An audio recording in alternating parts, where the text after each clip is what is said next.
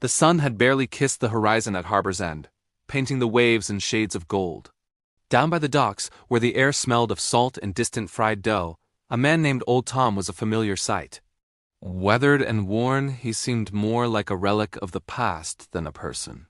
The local kids called him Grumpy Tom, and the adults offered little more than a polite nod. He was just a part of the scenery, a quiet loner nobody really knew. That morning, as Tom readied his small fishing boat, a group of teenagers lingered nearby, their whispers turning into loud jeers. "Hey, old man," one shouted. "Think your wrinkly hands can catch anything today?" Tom ignored them. He'd heard it all before. But they were persistent, mocking his worn-out boots and the way he leaned on his cane. As he reached his boat, one boy snatched his fishing net. "Look at this piece of junk," he sneered, tossing it into the water. The others erupted in laughter. Something flickered in Tom's eyes, not anger, but a quiet resolve. He slowly retrieved the net and faced them.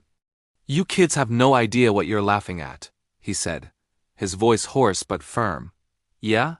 And what's that supposed to mean?" one of them challenged.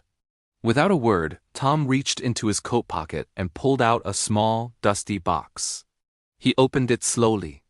Inside lay a collection of medals, gleaming despite their age.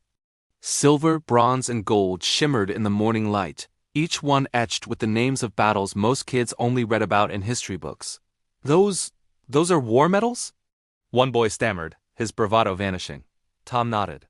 "Every one of them earned in places you'll never understand. Fighting for people you'll never meet. And you think it's funny to mock an old man who survived more than you could imagine?" His voice rose, steady and commanding. The teenagers froze, their laughter replaced by the awkward shuffle of sneakers on the wooden planks. The weight of his presence was suddenly immense. Tom began to share small stories, glimpses of his past, of battles fought in distant lands, of friends lost, and of quiet moments of courage. Each story painted a picture of a life filled with sacrifice, humility, and incredible resilience. By the time he finished, the kids stood in stunned silence, their faces pale. "I may be old," Tom said, carefully putting the medals away, "but I've lived, I've fought, and I've seen things you only read about. So maybe tomorrow, before you mock someone, remember this: every person has a story. Some are just quieter than others." A long moment passed, broken only by the cry of the gulls. Finally, the tallest boy mumbled, We're sorry." The others nodded, their arrogance replaced by a newfound humility. Tom offered a faint, warm smile. Apology accepted. "Now go on, grow up a little. And learn to respect the past. It's what keeps the future alive." As the teenagers hurried away, Tom returned to his boat.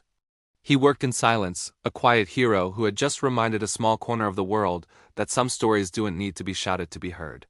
Word of what happened spread through Harbor's End like wildfire. Suddenly, Old Tom wasn't just a grumpy fisherman.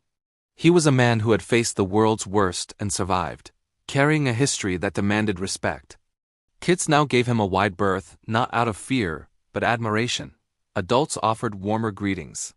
And though Tom never sought recognition, he found a quiet satisfaction in knowing that sometimes the weight of a life lived speaks louder than any words. In the end, it wasn't the laughter that mattered. It was the truth, carried in medals, in stories, and in a life that refused to be forgotten. Thanks for watching. Remember to treat everyone with kindness and respect, because you never know the battles they've fought. Don't forget to like, subscribe, and share this story if it touched you.